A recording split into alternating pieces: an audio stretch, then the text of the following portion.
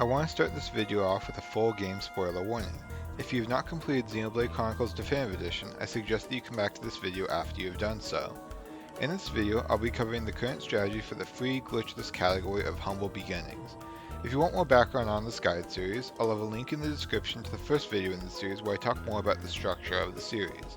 I'll also have other useful links for mechanics and other general information in the description, as well as a link to a Pastebin with a written version of the build and strategy that I'll be covering in this video. With that out of the way, let's get into the build. The only two characters that we need for this TA are going to be Ricky and Ryan. The other character in your party does not matter for the purposes of this TA. For the gear on Ricky, we're going to want to be running the Meteor Nibbler with attack stability, attack plus, and critical up, as well as 2 strength up gems, initial tension, and quick step. All things considered, this is probably more damage boosting gems than you realistically need, but it's better to have more damage than not enough.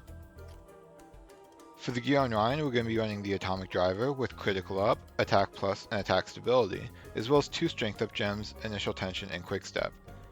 Similarly, this is probably more damage than you ultimately need, but I would rather have too much than not enough.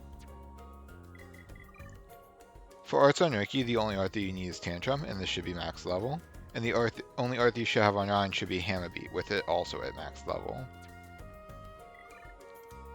For the skills on Ricky, we're going to be going with his critical hit rate up skill tree, as well as just some skills to give him a little more quick step and increase his damage. I'll go ahead and scroll through those real quickly.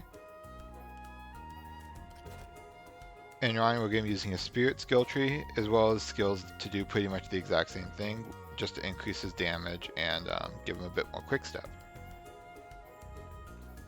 With all that out of the way though, let's get into the video review section of this video. In this section of the video, I'm going to be talking through my current PB as of the time of recording this video. So at the start of Wave 1, essentially what you're going to want to do is you're going to want to run up to the group of Crabbles and use Tantrum on them. As long as all 4 Crabbles are within range, you should kill them all in a single hit.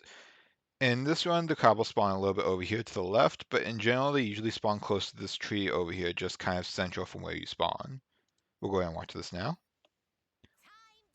So just run up to them and use Tantrum. I'll get a better frame to pause on.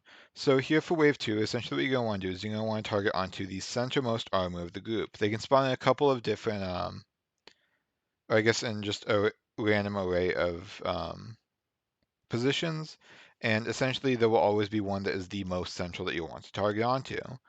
From there, you're going to want to quickly lure and initiate battle with them, and then you're going to want to focus your allies on them. While Ryan's running up and using Hammer Beat, you're going to want to start moving towards Wave 3 and run away from battle whenever Ryan starts using Hammer Beat. We'll go and watch this now and I'll talk through it as it happens. So target, initiate combat. I focus my allies on them, and as you can see I'm moving over here towards where Wave 3 is going to be, and Ryan started using Hammer Beat, so I'm going to go ahead and run away. For Wave 3, you're just simply going to want to run within range and finish it off with another Tantrum. We'll go and watch this now. And if all goes well and all 3 opponents are within range, you should kill them in a single Tantrum. I'll go and let this play out as I go ahead and start doing the outro. But I do hope you found this video useful if you were interested in running this TA yourself. If you have any questions or if anything is unclear, please feel free to ask me down in the comments and I will do my best to respond and clarify. With all that out of the way though, that's about it for this video, so I will see you in the next one. See ya!